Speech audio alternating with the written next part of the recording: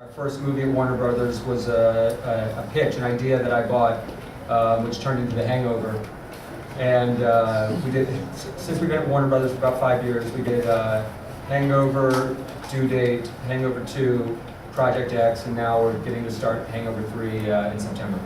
And Hangover was a real kind of a trick deal. Since they asked Todd to cut his fee, he basically took 15% of the movie, like he owned 15% of the movie. So he's a partner with the studio and a partner with Legendary Pictures who financed the movie.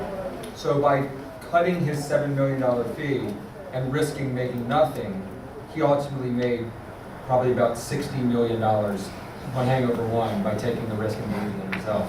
We'll take a look at the genre, all the elements attached, and basically do what we do when we say we'll run numbers. And we'll say if the budget of this movie is $40 million, based on what all the deals on the movie, how much do we think this movie has to do with the box office domestically, and more importantly now than ever, internationally, for us to not just break even, but the people who own us say you have to make a great return on your investments. It was interesting on Hangover, just having to keep the budget down because no one thought it was going to perform the way it did, especially internationally, and just blew it out. Yeah, we will do that on movies. We will say, sort of back into a budget. We'll say we think we want to break it, for example, $60 million domestic box office and $60 million international. And if you take that and you say, okay, and then you sort of say, okay, these are all the deals on the movies, which, you can go to someone like Todd and say, I don't care what your deal is. You just run the deal and say, okay, if this is the profile of the movie, how much can we spend? You sort of go about it backwards and say, okay, you can spend $30 million. And you say, go figure it out. We'll go ahead, figure it out, and then now tax credits, especially in your hometown to Atlanta, which we seem to shoot every movie, either in Atlanta or in New Orleans now, because you get a tax credit. It's a little bit of a dodgy political issue, the tax credit, giving $300 million to give movies tax breaks.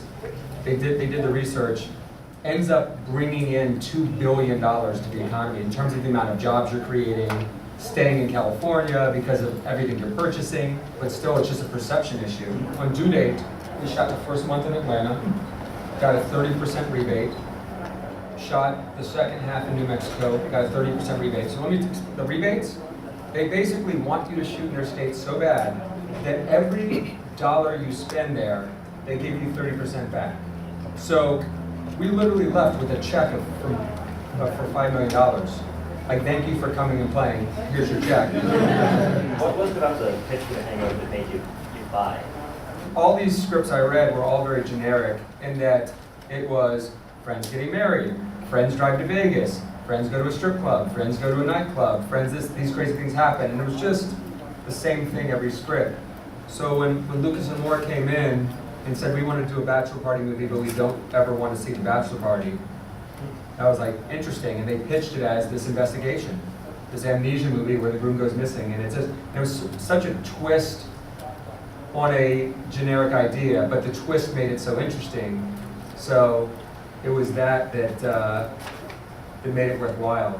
What we really do now is look at it as a risk-reward basis. We'll say, we think this movie can do X, but if it doesn't, if it fails, how much money are we going to lose?